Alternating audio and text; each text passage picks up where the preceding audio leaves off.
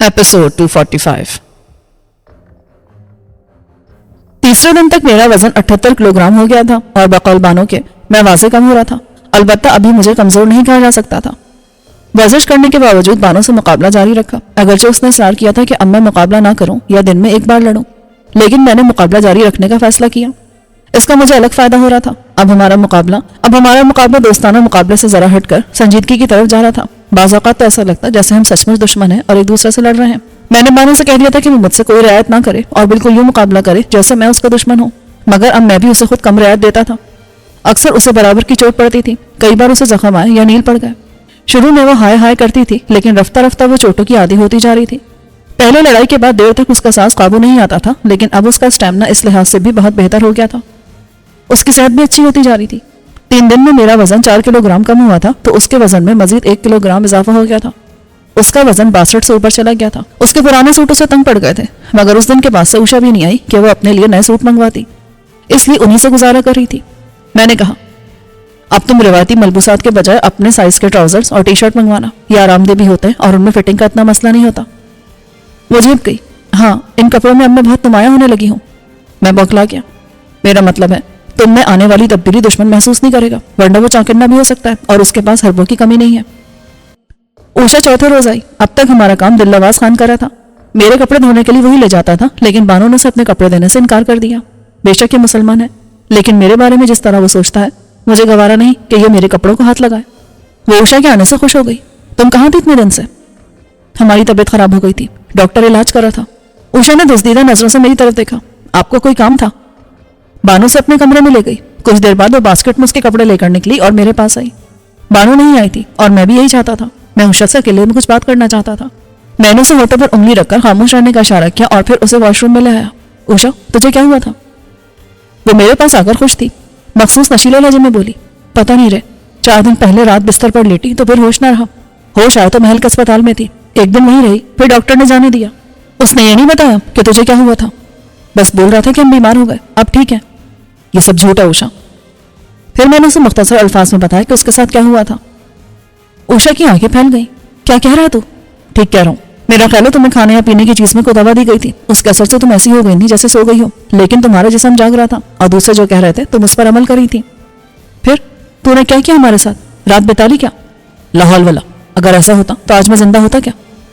तुझे कुछ नहीं होगा, बापू का कहा कभी गलत नहीं होता। मैंने दिनों दिल में उसके बापू को सुनाई और मुंह से बोला, राजकुंवर बहर सूरत मुझे कत्ल करना चाहता है। अगर वो कामयाब हो जाता तो आज तुम भी जिंदा न होती। उसके चेहरे पर खौफ नमूदार हुआ। हमें भी मार देता वो? हाँ, कत्ल के बाद आला कत्ल कौन रखता है? उसे सबसे पहले ठिकाने लगाता है। तब तूने उसे नाकाम कैसे किया? मैंने उसे बताया तो उसने झुरझुरी ली। मैंने कहानी का आखिरी हिस्सा सुनाया कि कैसे मैंने रामन पर काबू पाने की कोशिश की। उसने झुरझुरी ली। तूने अच्छा नहीं किया रे, अगर वो गोली मार देता तो मैं मर जाता, लेकिन जो हुआ नहीं उसका रोना क्या? वो परेशान हो गई। नहीं, तू ये सोच, ये खुलकर तेरे खिलाफ हो गए हैं। मैं तेरे लिए क्या कर सकती हूँ?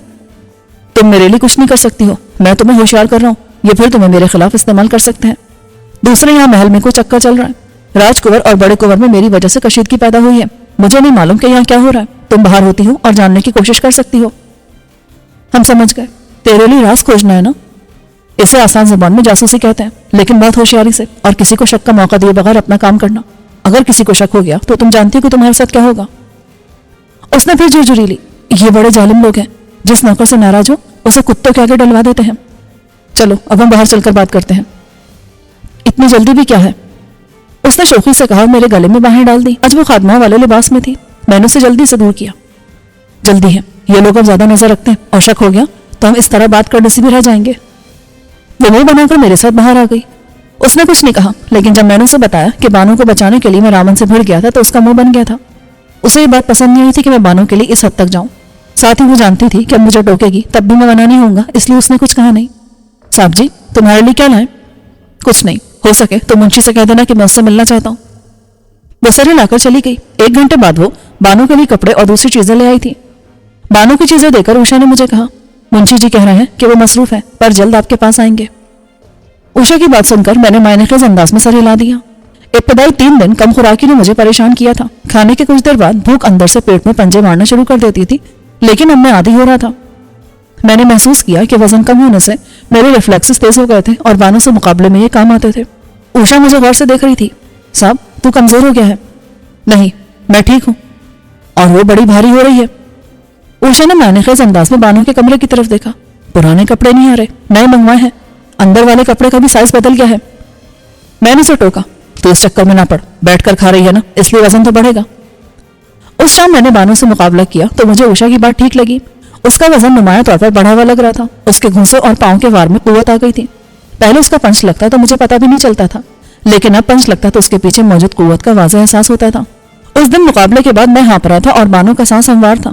یہ یقیناً خوراک میں کمی کا نتیجہ تھا۔ اس سے پہلے بھی 12 ایسے دور گزرے جب عملاً فاقہ کشی سے واسطہ پڑا تھا، لیکن اس وقت کوئی میرا خون نچوڑنے کے در پہ نہیں ہوتا تھا۔ مجھے اپنی صحت برقرار رکھنے کے لیے اتنی کوشش نہیں کرنا پڑتی تھی۔ حالات بالکل بدلے ہوئے تھے۔ ایک بھائی ڈریکولا بنا ہوا تھا اور مجھے میرے خون کی خاطر زندہ رکھے ہوا تھا، تو دوسرا بھائی بھیڑیے کی طرح مجھے ایک ہی بار میں چیر پھاڑ دینا چاہتا تھا۔ بانو نے پھر اصرار کیا، اب آپ ورزش نہ کریں، صرف مجھ سے مقابلہ کیا کریں۔ اگر آپ اسی رفتار سے کمزور ہوتے رہے تو پھر میں ٹھیک سے سیکھ نہیں سکوں گی۔ وہ صحیح کہہ رہی تھی، مگر میں اپنا وزن مزید کم کرنا چاہتا تھا اور یہ خوراک میں کمی کے ساتھ ورزش صحیح ہو سکتا تھا۔ اگر میں ورزش چھوڑ دیتا تو وزن میں اتنی تیزی سے کمی نہیں آ سکتی تھی۔ 3 دن بعد میں سنبھل گیا۔ 6 دن تک میرا وزن کم ہو کر 74 کلو رہ گیا تھا اور اب وزن میں کمی کے اثرات میرے چہرے اور جسم پر واضح محسوس کیے جا سکتے تھے۔ اگلا دن خون لینے کا تھا۔ میں اسی مرحلے کے لیے خود کو تیار کر رہا تھا۔ جب اوشا نے بانو کے بھاری ہوتے جسم کی طرف اشارہ کیا تو میں فکر مند ہو گیا تھا۔ جو بات اوشا محسوس کر سکتی تھی وہ دوسرے بھی کر سکتے تھے۔ یہ بات میں نے بانو کو بتائی اور مشورہ دیا، تم اپنی خوراک پر قابو پانے کی کوشش کرو تاکہ وزن مزید نہ بڑھے اور جسمانی چستی میں اضافہ ہو۔ میرے مشورے کے بعد وہ بھی کم خوراک لینے لگی۔ ورزش اتنی ہی کرتی تھی اور مجھ سے مقابلے کا دورانیہ اب 20 منٹ ہو گیا تھا، اس لیے چند دن میں اس پر بھی فرق نظر آنے لگا۔ خاص طور سے چہرہ جو بھر کر موٹاپے کا اشارہ کر رہا تھا پھر سے دبلا ہو گیا۔ 7ویں دن صبح ناشتے کے بعد منشی نازل ہو گیا۔ پہلے تو وہ مجھے دیکھ کر چونکا۔ شہباز جی، کیا ہوا ہے آپ کو؟ کچھ نہیں، میں نے خوراک کم کر دی ہے اور ورزش چھوڑ دی ہے۔ پر کیوں؟ آپ انجان نہ بنے، میں نے آپ سے براہ راست کہا اور پھر ملازمت سے کہلوایا کہ میں آپ سے اور بڑے کنور جی سے ملنا چاہتا ہوں، لیکن آپ مسلسل ٹالتے رہے، اس لیے میں نے خون نہ دینے کا فیصلہ کیا ہے۔ وہ فکر مند ہو گیا۔ پر کیوں؟ جب یہ مسئلہ حل ہو گیا تھا تو؟ یہ مسئلے کا عارضی حل تھا۔ راج کنور پھر شرارت کرنے کے لیے آزاد ہے۔ میں نے بڑے کنور سے مشروط تعاون کا وعدہ کیا تھا، وہ میری اور بانو کی حفاظت نہیں کر سکے، اس لیے میں نے بھی اپنا تعاون واپس لے لیا ہے۔ آئندہ تعاون اسی صورت میں ہوگا جب وہ مجھ سے ملاقات کریں گے۔ منشی کچھ دیر چپ رہا، پھر بدلے ہوئے لہجے میں بولا، یہ آپ اچھا نہیں کر رہے۔ معلوم ہے مجھے، اور یہ بھی معلوم ہے کس کی سزا ملے گی، لیکن میں اپنے فیصلے پر قائم ہوں۔ جب تک میری بڑے کنور سے ملاقات نہیں ہوتی اور وہ میرے کچھ مطالبات نہیں مانتے، میں خون نہیں دوں گا۔ ویسے میں آپ کے قبضے میں ہوں، چاہے تو ایک ہی بار میں خون نکال لے سارا میرے جسم سے۔ دھمکی کو رائے کا جاتا دیکھ کر منشی نے پندرہ بدلا۔ آپ بلا وجہ پریشان ہو رہے ہیں۔ بات یہ ہے کہ بڑے کنور جی چیک اپ کے لیے دلی گئے ہوئے تھے، آج کسی سمے واپس آئیں گے، تب آپ کی ان سے ملاقات ہو سکے گی۔ میں نے عیاری کا جواب چالاکی سے دیا۔ ٹھیک ہے، مجھے بھی کوئی جلدی نہیں، ان سے ملاقات ہو جائے تب میں آپ کے ساتھ کلینک چلوں گا۔ منشی پریشان ہو گیا، لیکن خون نکالنے کے انتظامات تو ہو گئے ہیں۔ منشی جی، یہ کسی بڑے آپریشن کے انتظامات نہیں ہیں، خون نکالنا معمولی سا عمل ہے، یہ 5 منٹ کے نوٹس پر دوبارہ بھی ہو سکتا ہے۔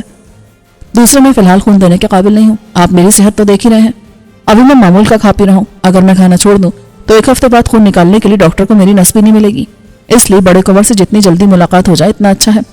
جب تک ان سے ملاقات نہیں ہوگی اور میرے مطالبات نہیں مانے جائیں گے، میں معمول کا کھانا پینا اور ورزش نہیں کروں گا۔ مجھے معلوم نہیں تھا کہ آپ ایسا کر رہے ہیں، ورنہ میں پہلے ہی بات کر لیتا۔ وہ مکاری سے بولا، کیا دل نواز خان نے نہیں بتایا کہ میں نے خوراک کم کر دی ہے اور کھانا بچ کر واپس آ جاتا ہے؟ اس حرام خور نے ایک بار بھی نہیں بتلایا، میں ابھی جا کر اس سے پوچھتا ہوں۔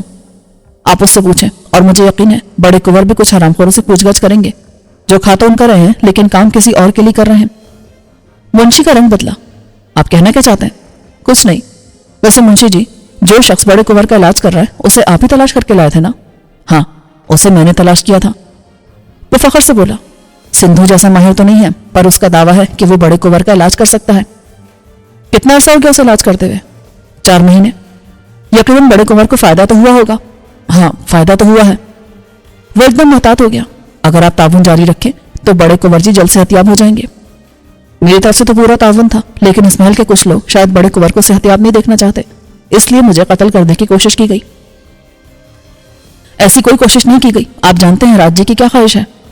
اس کی خواہشات بہت زیادہ ہیں، اور بعض اوقات انسان جسے خواہش سمجھ رہا ہوتا ہے وہ اس کی موت ثابت ہوتی ہے۔ منشی جی، اوشا کو میرے پاس بھیجنے کا مقصد کیا تھا؟ وہ سندھو کی بیٹی ہے، اور آپ سب اچھی طرح جانتے ہیں کہ وہ وش کنیا ہے۔ जो मर्द उसके पास आएगा वो जिंदा नहीं रहेगा। आप खुद उसे यहाँ से लेकर गए थे, वो अपने हवासों में नहीं थी। अब भी आप कहते हैं कि वो मुझे कत्ल करने की कोशिश नहीं थी। अगर ऐसा था भी तो मैं यकीन दिलाता हूँ कि आइंदा ऐसा नहीं होगा। मुंशी ने सुलाकुन लहजे में कहा। उसकी कोशिश थी कि मुझे खून देने पर आमादा कर ले, लेकिन जब मैं टस से मस न हुआ तो वो मायूस लौट गया। बानो वहां मौजूद थी और खामोशी से हमारी बातें सुन रही थी। मुंशी के जाते ही वो रफ पैड और पेंसिल ले आई। आपने उससे बहुत खुलकर बात की है, क्या ये ठीक है? दुश्मन से राजदारी बहुत अच्छी चीज है, लेकिन बाज औकात बात करना भी मुफीद होता है। मैंने जवाब में लिखा, देखो दुश्मन हमें बेवकूफ समझ रहा है तो हम ये तासुर क्यों ना दे कि हम बेवकूफ बन रहे हैं। इस तरह हम उसके अज़ाम बेहतर समझ सकते हैं। पहले मेरा ख्याल था कि बड़ा कुंवर इस खेल में शामिल है, लेकिन अब मुझे लग रहा है जैसे मुझे जानबूझकर बड़े कुंवर तक रसाई का मौका नहीं दिया जा रहा। दूसरी तरफ उसे शायद ये बताया जा रहा है कि सब ठीक है, मैं खुश खुर्रम हूं और पूरी तरह ताउन कर रहा हूं। लेकिन जब खून नहीं मिलेगा तो ये बड़े कुंवर को क्या कहेंगे? यही तो मैं देखना चाहता हूँ। ये अपनी हिकमत अमली चलाते हैं या फिर कोई पैंतरा बदलते हैं। बड़े कुंवर के गिर्द तकरीबन तमाम अफराद उससे मुखलिस नहीं है। शायद एक दो हो जो उसे खबरदार कर सकते हो, तो उनको उसके पास से हटाया जा सकता है। आपका क्या ख्याल है, क्या मुंशी भी राजकुंवर से मिला हुआ है? अगर वो मिला हुआ नहीं है तब भी वो बाज मामलात में उसकी हिमायत कर रहा है, जैसे इसने बर वक्त आकर मुझे रामन से बचाया, लेकिन अब वो उस मामले को बड़े कुंवर तक जाने से रोक रहा है। मुझे यकीन है तुम्हारी राय में बड़े कुंवर का हाथ नहीं होगा, बल्कि उसे शायद खबर भी नहीं होगी कि हमारे साथ क्या हुआ है। तब राजकुंवर ने मुझे कैसे छोड़ दिया? वो मुंशी के सामने मजबूर हुआ होगा। शायद मुंशी ने मामले को दबाने के लिए यही शर्त रखी होगी कि वो तुम्हें वापस कर दे और फिर हमसे कोई तारुस ना करे। सवाल है कि मुंशी ने बड़े कुंवर के क्यों बेखबर रखा? अगर वो राजकुंवर के साथ नहीं मिला है तो ऐसा क्यों कर रहा है? मुंशी के ख्याल में बड़े कुंवर की कहानी जल्दी या बदेर खत्म होने वाली है और राजकुंवर ही अगला हुक्मरान होगा, इसलिए वो अभी से उसके दिल में अपने लिए नरम गोशा पैदा कर रहा है। दूसरी तरफ उसे ये भी ख्याल है कि अभी बड़ा कुंवर जिंदा है और वही हर चीज का मालिक है। ये सारा मफादात का खेल है, इसमें सब हलीफ है और सब हरीफ भी। लिख लिख कर मेरा हाथ थक गया था। बानो ने लिखा, अगर आप बड़े कुंवर से मिलते हैं तो उससे क्या मुतालबा करेंगे? मैं तुम्हें इंडिया से बाहर भिजवाने का मुतालबा करूंगा। उसने नफी में सर हिलाकर लिखा, वो मुझे वापस नहीं भेजेगा। मैं मुमताज़ा उसकी बात नहीं करा। मैं तुम्हें अपने साथियों के पास भिजवाऊंगा, वहां से तुम अपने तौर पर कहीं जाने या अपनी जिंदगी का फैसला करने के लिए आजाद होगी। वो खुश हो गई। मैं भी अब वहां वापस नहीं जाना चाहती, मैं अपनी जिंदगी आज जीना चाहती हूँ। मुझे उम्मीद है बड़ा कुंवर मान जाएगा। उसे सिर्फ मियां मुमताज की फिक्र है, क्योंकि उससे उसके कारोबारी ताल्लुकात हैं। वो इन ताल्लुकात को खराब नहीं करना चाहता। अगर मियां मुमताज को इल्म ना हो तो उसे कोई एतराज नहीं होगा, लेकिन उसे ये फिक्र तो होगी कि आपके साथियों को मालूम हो जाएगा कि आप कहाँ हैं और आपके साथ क्या हो रहा है। कुंवर खानदान यहाँ का हुक्मरान है और यहाँ उनकी ज़ाती ताकत भी है। उनको रियासत की पुष्पनाही भी हासिल है। मेरे साथी पाकिस्तान से आकर यहाँ उनके खिलाफ क्या कर सकते हैं? मेरा नहीं ख्याल कि ये लोग इस बारे में फिक्रमंद होंगे। वो कोशिश तो कर सकते हैं। अगर वो आपकी तरह है तो मुझे यकीन है वो आपको आज़ाद कराने के लिए इंडिया तो क्या दुनिया के आखिरी सिरे तक भी जा सकते हैं। वो ठीक कह रही थी, मेरे साथी ऐसे ही थे, मगर शायद बड़ा कुंवर इस बारे में ज्यादा नहीं जानता था। इसलिए मैंने फैसला किया कि चांस लेकर देखूंगा, हो सकता है वो बानो को यहाँ से भेजने पर आमादा हो जाए। उसके बाद मैं अकेले बेहतर तौर पर हालात का मुकाबला कर सकता था। मुझे यहाँ आए महीना होने को आया था और अभी तक मैंने आज़ाद होने की कोई कोशिश नहीं की थी। ये पहला मौका था कि मैं इतने अरसे दुश्मन की कैद में था और खुद को आज़ाद नहीं करा सका था। बानो मेरे पाँव में जंजीर की तरह थी, मैं उसे खोले बगैर कुछ नहीं कर सकता था। जब मैं बानो से लिखकर बात कर रहा था तो अचानक मुझे ख्याल आया। मैंने सोचा कि मैं उषा की मदद से बड़े कुंवर को पैगाम भिजवा सकता था। अगर वो बेखबर था तो खबरदार हो जाता। मैंने बानो को अपने ख्याल के बारे में बताया तो वो पुरजोश हो गई। वाकई ये तो आसान है, वो बड़े कुंवर तक जा सकती है, कोशिश कर सकती है। बानो मायनेखेज अंदाज से मुस्कुराई। आपके लिए वो सब कुछ कर सकती है। मैं झेप गया। फिर मैंने रफ पैड से कागज अलग किया और उस पर बड़े कुंवर के लिए इंग्लिश में पैगाम लिखा। बात आदाब अर्ज है, मुझे नहीं मालूम कि आपको इन हालात का इल्म है। राजकुंवर ने मेरे और बानो के खिलाफ साजिश की है। हमें खाने में बेहोशी की दवा दी और बानो को राजकुंवर के बेडरूम में पहुंचा दिया गया। फिर टीवी पर दिखाकर मुझे धमकी दी गई कि अगर मैंने उषा के साथ रात नहीं गुजारी तो बानो की इज्जत महफूज नहीं रहेगी। मैंने जान पर खेलकर राजकुंवर की कोशिश नाकाम बना दी और मुंशी बानो को वापस ले आए। लेकिन इस दौरान में रामन ने मुझे मारने की नीयत से गोली चलाई। वैसे भी ये मेरे कत्ल का मंसूबा था, क्योंकि उषा के साथ रात गुजारने का मतलब इस दुनिया से रुखसत हो जाना है। मैं नहीं समझ रहा कि ये सब क्या हो रहा है। मैं आपसे मिलना चाहता हूँ, लेकिन मेरे मुतालबे का कोई जवाब नहीं दिया जा रहा। मैंने गुज़िश्ता एक हफ्ते से, जब से ये वाक़या हुआ है, खाना पीना कम कर दिया है और मैं खून देने की हालत में नहीं हूँ। ना ही मैं खून दूंगा जब तक मेरे कुछ मुतालबात नहीं मान लिए जाते। अब फैसला आपके हाथ में है। मुखलिस, आपका दुश्मन। कागज तय करके मैंने जेब में रख लिया। फिर मुझे ख्याल आया कि कहीं किसी मौके पर यह बरामद न हो जाए, इसलिए उसे सोफे की गद्दी के खला में डाल दिया कि जरूरत पड़ने पर मैं आराम से वापस निकाल सकता था। बानो देख रही थी। उसने तारीफी अंदाज में सर हिलाया और रफ पैड पर लिखा, शहबाज साहब, अगर ऐसा हो गया तो मैं सारी उम्र आपका एहसान नहीं भूलूंगी। मैं आपके साथ हूँ, इसके बावजूद यहाँ का एक एक लम्हा मुझ पर भारी है। एहसान गैरों पर होता है, میں تمہیں اپنا ساتھی سمجھنے لگا ہوں اب۔ میرے اکثر ساتھی میری طرح ہیں، وہ اتنے مخلص اور بے غرض لوگ ہیں کہ اس جنگ میں جو ان کی نہیں ہے بے لوث میرا ساتھ دے رہے ہیں، لیکن میں ان کی طرح نہیں ہوں، میں تو خود آپ پر بوجھ ہوں۔ اس نے افسردگی سے کہا۔ میں نے حیرت سے اس کی طرف دیکھا۔ تم یہ کیسے کہہ سکتی ہو؟ میرا اندازہ ہے کہ آپ آرام سے بیٹھنے والے آدمی نہیں ہیں۔ اب تک اس قید سے آزاد ہو گئے ہوتے یا کم از کم کوشش ضرور کرتے، لیکن آپ کوشش بھی نہیں کر رہے ہیں، اور اس کی ایک ہی وجہ سمجھ آتی ہے کہ آپ میری وجہ سے صبر کر رہے ہیں۔ ہاں، اس کی ایک وجہ یہ بھی ہے، اس لیے میں تمہیں جلد از جلد یہاں سے نکالنا چاہتا ہوں۔ اللہ مجھے میرے مقصد میں کامیاب کرے۔ بانو رف پیڈ لے کر چلی گئی۔ یہ رف پیڈ خاصا موٹا تھا۔ جو صفحے لکھ لیے جاتے ہیں بانو انہیں واش روم میں جلا کر ان کی راکھ واش بیسن میں بہا دیتی تھی۔ اس کا خیال تھا اگر کاغذ بہایا جائے تو ممکن ہے یہ کہیں آگے جا کر نظروں میں آ جائے، اس لیے جلا کر راکھ بہانا ہی زیادہ مناسب تھا۔ مسلسل لکھ کر بات کرنے سے رف پیڈ آدھے سے بھی کم رہ گیا تھا۔ اوشا ہر دوسرے تیسرے دن چکر لگاتی تھی۔ وہ 2 دن پہلے آخری بار آئی تھی۔ میرا اندازہ تھا کہ وہ آج یا اگلے روز چکر لگاتی، تب میں اس کے ہاتھ یا رقعہ بڑے کنور کو بھجوا سکتا تھا، اگرچہ اس میں رسک تھا۔ ممکن تھا اب بڑے کنور کے حصے کی طرف کسی کو جانے کی اجازت نہ ہو اور راج کنور کے اعتماد کے لوگ ہی اس طرف جا سکتے ہوں۔ اس صورت میں اوشا کی کامیابی کے امکانات بہت کم تھے۔ شام کو اوشا آئی اور بڑے غلط موقع پر آئی۔ میں نے ہلکی پھلکی کسرت کی تھی اور اس میں معمول بانوں سے مقابلہ ہو رہا تھا۔ اس دن وہ بڑے جارحانہ موڈ میں تھی۔ ایک موقع پر میرا پاؤں پھسلا اور میں نیچے گرا تو وہ مجھ پر سوار ہو کر گھونسے برسانے لگی۔ میں اپنا بچاؤ کرا تھا۔ اچانک دروازہ کھلا اور اوشا باسکٹ اٹھائے اندر آئی۔ بانو کو یہ مجھ پر سوار گھونسے برساتے دیکھ کر اس کا منہ کھلا رہ گیا۔ وہ اسے اصل لڑائی سمجھی۔ بانو کو مجھ پر حاوی دیکھ کر اس کا غصہ فطری تھا۔ اس نے باسکٹ ایک طرف پھینکی اور چیخ مار کر جھپٹی۔ بانو کا منہ نیچے تھا اس لیے وہ دیکھ نہ سکی، لیکن میں نے اسے دیکھ لیا تھا۔ اوشا کا منہ کھلا تھا اور اس کے سفید دانت جھلک رہے تھے۔ یہ بڑا خطرناک انداز تھا۔ وہ بانو کو کاٹنے آ رہی تھی۔ میں نے بانو کو دوسری طرف اچھال دیا اور اس دوران میں اس کے 2-3 گھونسے بھی کھائے۔ بانو گری اور اٹھ رہی تھی کہ اوشا رخ بدل کر اس کی طرف لپکی۔ اسے آواز سے روکنے میں رسک تھا۔ اگر وہ نہ سنتی اور بانو کو دانت مار دیتی تو اس کا زہر بانو کو منٹوں میں موت کے گھاٹ اتار دیتا۔ میں نے اوشا کے پیروں پر ٹھوکر ماری۔ وہ لڑکھڑا کر گری، لیکن بانو اس سے زیادہ دور نہیں تھی۔ اس نے بانو کا ہاتھ پکڑ کر کھینچا اور اس پر منہ مارنے کی کوشش کرنے لگی، لیکن میں نے بر وقت اس کی ٹانگ پکڑ کر اسے پیچھے کھینچ لیا۔ ہلکے پھلکے بدن سے قطع نظر اس کا وزن خاصا تھا، کیونکہ مجھے پورا زور لگا کر کھینچنے پڑا تھا۔ دوسری طرف بانو نے اس سے ہاتھ چھڑا لیا تھا۔ اوشا نے پھر کوشش کی، لیکن وہ بانو کا ہاتھ نہیں پکڑ سکی۔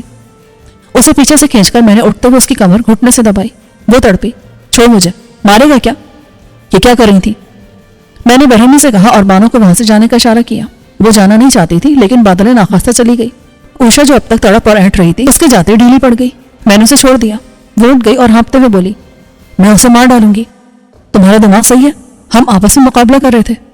اس نے بے یقینی سے مجھے دیکھا۔ وہ تجھے مار نہیں رہی تھی؟ نہیں، یہ مشق تھی۔ تو نے بلا وجہ دخل دیا۔ جا کر اس سے معافی مانگ۔ اگر میں بر وقت تجھے نہ روکتا تو تو نے اسے مار ہی دینا تھا۔ معافی تو مانگ لوں گی رے، پر یہ کیسا مقابلہ تھا؟ وہ تو لگا تجھے جان سے مار رہی تھی۔ مقابلے میں ایسا ہی ہوتا ہے۔ دیکھو، ہم دونوں نے دستانے اور ہیلمٹ پہن رکھے ہیں۔ اس بار وہ شرمندہ ہو گئی۔ تب تو مجھ سے بڑی غلطی ہوئی رے، اب میں کیا کروں؟ اس سے معافی مانگ لو، بات ختم ہو جائے گی۔ میں اسے بانو کے کمرے میں لایا۔ میں اسے اکیلے بھیجنے کا خطرہ مول نہیں لینا چاہتا تھا۔ ممکن ہے بانو غصے میں سے کچھ کہہ دیتی اور وہ پھر بفر جاتی۔ بانو سچ مچ برہم تھی۔ اس نے بڑی مشکل سے اوشا کی معافی قبول کی۔ بہرحال یہ معاملہ نمٹ گیا۔ میں اوشا کو لے کر اپنے والے واش روم میں آیا اور شاور چلا کر آہستہ سے بولا، تجھے میرا کام کرنا ہوگا، پر کام بڑا مشکل اور احتیاط والا ہے۔ تو اوشا کی جان مانگ لے رہے۔ جان لینا اور دینا دونوں بہت آسان کام ہے، لیکن زندہ رہتے ہوئے دشمن کا عزائم ناکام بنانا اصل کام ہے۔ تجھے میری ایک چٹھی بڑے کنور تک اس طرح پہنچانی ہے کہ کسی کو پتہ نہ چلے، نہ تیرے جانے کا اور نہ تیرے چٹھی پہنچانے کا۔ بول، یہ کام کر لے گی کیا؟ وہ فکر مند ہو گئی۔ ادھر بڑے کنور جی کے حصے پر پابندی ہے، ہر کوئی نہیں جا سکتا، میں بھی نہیں جا سکتی، پر تیرے لیے کوشش ضرور کروں گی۔ اس نے میرے خدشات کی تصدیق کر دی تھی۔ بڑا کنور اپنے ہی محل میں قید کر دیا گیا تھا۔ اوشا، کامیابی سے زیادہ اہم رازداری ہے۔ اگر تو محسوس کرے کہ پکڑی جائے گی تو جو کاغذ میں تجھے دوں وہ کھا لینا، کسی اور کے ہاتھ نہ آئے۔ میری بات سمجھ رہی ہے نا؟ میں سب سمجھتی ہوں۔ تو جانتا ہی نہیں کہ تو اوشا کے لیے کیا ہے رے۔ میں جانتا ہوں اور تمہارے جذبے کی قدر کرتا ہوں، لیکن ابھی میں زندہ رہنا چاہتا ہوں۔ وہ سمجھ گئی، بھگوان نے بھی کیا انیائے کیا ہے میرے ساتھ۔ میں نے اللہ کا شکر ادا کیا کہ اس کے ساتھ جو ہوا بالکل ٹھیک تھا، ورنہ وہ میرے لیے مسلسل خطرے کی گھنٹی بنی رہتی۔ میں اسے کمرے میں لایا اور صوفے کی گدی میں دبا کاغذ نکال کر اسے دیا جو تعویذ کی طرح لپٹا ہوا تھا۔ اس نے کاغذ لے کر اسے اپنے نہ ہونے کے برابر بلاؤز کی گریبان میں غائب کر دیا، پھر مسکرا کر مجھے دیکھا۔ ایسے کیا دیکھتا ہے؟ تجھ سے کچھ چھپا نہیں ہے۔ میں نے موضوع بدلنا مناسب سمجھا۔ میری چیزیں لائی ہو؟ اس نے گری ہوئی باسکٹ اٹھائی، اس میں سے بانو کے لیے کچھ لائی چیزیں نکالی تو میں نے اسے ٹوکا، ایسے نہیں، سب پہلے کی طرح رکھو اور پہلے بانو کو دے کر آؤ، پھر مجھے میری چیزیں دینا۔ اس نے مجھے گھور کر دیکھا. تو اس کا کوئی زیادہ خیال نہیں رکھتا؟ ہاں، کیونکہ وہ یہاں میری ذمہ داری ہے. تم اسے کسی اور معنوں میں مت لو، وہ خود بھی ایسی لڑکی نہیں ہے. اس کا اور میرا تعلق مرد عورت والا نہیں ہے. اچھا، اس نے بے دلی سے کہا اور باسکٹ اٹھا کر بانو کے کمرے کی طرف چلی گئی. اگر اس وقت یہاں کوئی مائک پر کان لگا بیٹھا ہوتا تو اسے یہاں ہونے والے ہنگامے کی سنگن مل گئی ہوگی. بہرحال اس سے اتنا فرق نہیں پڑتا تھا، کیونکہ راج اینڈ کمپنی اتنا تو جانتی تھی کہ بانو بھی ورزش کرتی ہے اور مجھ سے لڑائی کی تربیت بھی حاصل کر رہی تھی. لیکن وہ اس کے مقاصد سے لائل تھے اور میں انہیں زیادہ سے زیادہ لائل رکھنا چاہتا تھا. اوشا چند منٹ بعد واپس آئی اور میرا سامان نکال کر میز پر رکھا اور لہراتی بل کھاتی چلی گئی. اس کے جاتے ہی بانو آ گئی. اس نے کپڑے تبدیل کر لیے تھے. اب اس نے مستقل ٹراؤزرز اور شرٹ یا کرتا پہننا شروع کر دیا تھا. توقع کے مطابق اس کا مزاج برہم تھا. شہباز صاحب، میں اب اسے مزید برداشت نہیں کر سکتی. وہ نہ جانے کیا سمجھتی ہے اور بلا وجہ میرے پیچھے پڑی ہے. وہ نادان ہے اور تم سمجھدار ہو، اس لیے اس کی سطح پر مت آؤ. وہ جو سمجھتی ہے سمجھنے دو. اس سے تمہیں اور مجھے کوئی فرق نہیں پڑتا. ٹھیک کہہ رہے ہم، لیکن اگر وہ کامیاب ہو جاتی اور مجھے کاٹ لیتی تو اب تک میں مر چکی ہوتی. وہ جذباتی ہو گئی تھی، لیکن میں نے اس کو سمجھا دیا ہے. اب وہ محتاط رہے گی. میں نے اسے اشارے سے منع کیا کہ اب وہ اس موضوع پر مزید بات نہ کرے. اس نے سر ہلایا اور بولی، ٹھیک ہے، ویسے وہ بری لڑکی نہیں ہے. ٹھیک کہا تم نے، اصل میں وہ ماحول برا ہے جس میں وہ رہی ہے. بہرحال وہ ہمارا مسئلہ نہیں ہے. بانو نے سر ہلایا اور دروازے کی طرف اشارہ کیا. آئندہ سے اندر سے بند رکھیے گا. تم فکر مت کرو، میں خیال رکھوں گا. اوشا کی بات سے تصدیق ہو گئی تھی کہ بڑے کنور کے خلاف سازش کا جال مضبوط ہو رہا تھا. اسے مجھ سے بے خبر کر دیا گیا تھا اور اس بے خبری میں اس کا معتمد خاص منشی بھی شامل تھا. جیسے جیسے میں غور کر رہا تھا، اگر بڑا کنور مارا جاتا یا بے بس کر دیا جاتا تو اس کے فوری بعد میرا نمبر آتا. جیسے جیسے میں غور کر رہا تھا، میری پریشانی بڑھتی جا رہی تھی. راج کنور کی اصل کامیابی بڑے کنور کو راستے سے ہٹانا تھا، لیکن وہ اس کامیابی کا جشن مجھے قتل اور بانو کو بے آبرو کر کے مناتا. اس سے پہلے کہ وہ اپنی سازش میں کامیاب ہوتا، میرا بڑے کنور سے رابطہ لازمی تھا. میری ہر کوشش ناکام ہو گئی تھی. اب آخری امید اوشا سے باقی رہ گئی تھی. میں نے بانو کو اشارہ کیا کہ وہ رف پیڈ اور پینسل لائے. وہ جلدی سے لے آئی. میں نے لکھ کر اسے اپنے خدشات سے آگاہ کیا. وہ بھی پریشان ہو گئی. اب ہم کیا کر سکتے ہیں؟ تیار رہو، کسی بھی وقت مشکل آ سکتی ہے. ذہنی اور جسمانی طور پر نمٹنے کے لیے ریڈی رہو. لیکن ہم خالی ہاتھ کیا کر سکتے ہیں؟ بانو کے پاس اس کے جوڑے والی سلاخ تھی. وہ اسے مہلک ہتھیار کے طور پر استعمال کر سکتی تھی، لیکن اس کے لیے دشمن کا غافل اور نزدیک ہونا لازمی تھا. ہمیں اس سے بہتر ہتھیاروں کی ضرورت تھی. مجھے کمرے میں موجود ورزش کی مشینوں کا خیال آیا. اس میں راڈز، تاریں اور رسیاں تھیں. میں نے ایک مشین سے 2 عدد راڈز نکال لی. یہ 2 فٹ لمبی اور تقریباً 3 کلو گرام وزنی ٹھوس اسٹیل پائپ سے بنی تھی. نزدیک سے حملے یا دفاع کے لیے بہترین ہتھیار ثابت ہوتا، لیکن آتشی ہتھیاروں کے سامنے بیکار تھا. میں نے راڈز مشین سے یوں لگا دیے کہ ضرورت پڑنے پر انہیں فوری نکالا جا سکتا. وزن کھینچنے والی مشین میں بہت مضبوط نائلون کی رسیاں تھیں، مگر اتنی مضبوط گرہ کے ساتھ بندھی تھی کہ انہیں صرف کاٹ کر نکالا جا سکتا تھا اور ہمارے پاس کاٹنے کے لیے کچھ نہ تھا. اس موقع پر بانو کے پاس موجود لائٹر کام آیا. اس سے جلا کر رسی مشین سے الگ کر لی گئی. رسی مشین کے پیچھے تھی، اس لیے جب تک کوئی مشین استعمال کرنے کی کوشش نہ کرتا اسے پتہ ہی نہ چلتا کہ رسی ہے یا نہیں. گلا گھوٹنے کے لیے رسی ہاتھوں سے کہیں زیادہ مؤثر ثابت ہوتی ہے. رسی کے 2 ٹکڑے کر کے ان کے سروں پر موٹی گرہ لگا کر میں نے بانو کو طریقہ سمجھایا کہ کس طرح شکار کے گلے میں رسی ڈال کر اسے کھینچنا ہوگا جس سے وہ بے بس ہو جائے اور زیادہ مزاحمت نہ کر سکے. رات سونے سے پہلے ہم نے راڈ سے حملے کی مشق کی. اصل میں مشق بانو نے کی. میں نے اسے متوارر وار کرنا سکھایا جس میں فریق کو سنبھلنے کا موقع نہ ملے. بانو نے پوچھا، اگر فرض کریں یہ ہمیں الگ کر دیں، مجھے آپ کی مدد حاصل نہ ہو تو اس صورت میں کیا کروں؟ جس وقت یہ تمہیں قابو کر کے الگ کر رہے ہوں اس وقت مزاحمت مت کرنا، کیونکہ وہ پوری طرح ہوشیار اور تعداد میں زیادہ پھر مسلح بھی ہوں گے. جب کوئی اکیلے تمہارے پاس آئے تب تم اس پر قابو پا سکو گی. تمہیں پستول یا اس جیسا کوئی ہتھیار حاصل کرنا ہوگا. مجھے چلانا نہیں آتا. بہت آسان ہے، اور اسے درست طریقے سے پکڑنا تو آتا ہی ہوگا نا. اس کے بعد کام ایزی ہو جائے گا. تم اگر راج کنور کو ارغمال بنا لو تو اس سے اپنی بات منوا سکتی ہو، لیکن اس کے لیے ضروری ہے کہ موقع ملنے پر تم اسے قتل کرنے کے بجائے ناکارہ کر دو. کامیابی کی صورت میں تم مجھے بلواؤ گی اور اس کے بعد ہم مل کر طے کریں گے کہ اب کیا کرنا ہے. اس کا چہرہ چمک اٹھا. آپ ٹھیک کہہ رہے ہیں، یہاں سے نکلنے کا ایک ہی طریقہ ہے. اچھا ہوا جو میں نے آپ سے بات کر لی. اب واضح ہے کہ ہنگامی صورتحال میں مجھے کیا کرنا ہے.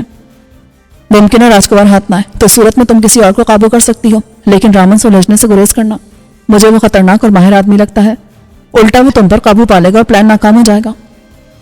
ٹھیک ہے، میں آپ کی ہدایت پر عمل کرنے کی پوری کوشش کروں گی. سوتے وقت ہتھیار اپنے پاس رکھنا. جوڑے کی سلاخ اور چھوٹی سی رسی تم اپنے لباس میں چھپا سکتی ہو. یہ ساری گفتگو اس پہ معمول لکھ کر کی جا رہی تھی. مجھے خدشہ تھا کہ پہلے کی طرح ہمیں کھانے میں نیند کی دوا دی جائے گی، اس لیے ہم یہ کرتے تھے کہ پہلے بانو کھانا کھاتی اور اس کے آدھے گھنٹے بعد میں کھاتا. جب مجھے اطمینان ہو جاتا کہ کھانے میں کوئی خواب آور شے شامل نہیں ہے، خاص طور سے رات کے کھانے میں احتیاط کرتے تھے، میں نے بانو سے کہہ رکھا تھا کہ اگر وہ محسوس کرے کہ کھانے کے بعد اسے خلاف معمول غنودگی محسوس ہو رہی ہے تو وہ قے کر کے پیٹ خالی کر لے۔ یہ ساری احتیاطیں اس لیے کی جا رہی تھی کہ ہم بے خبری میں ان لوگوں کی ہتھے نہ چڑھ جائیں، بلکہ یہ ہمارے لیے ایک چانس بھی تھا۔ اگر ہمیں کھانے میں خواب آور دوا دی جاتی اور ہم اسے ناکام بنا دیتے تو راج کنور اینڈ پارٹی کو قابو کر سکتے تھے۔ راج کنور اصل آدمی تھا، وہ ہمارے ہاتھ آ جاتا تو ہم اس کے آدمیوں سے کچھ بھی منوا سکتے تھے۔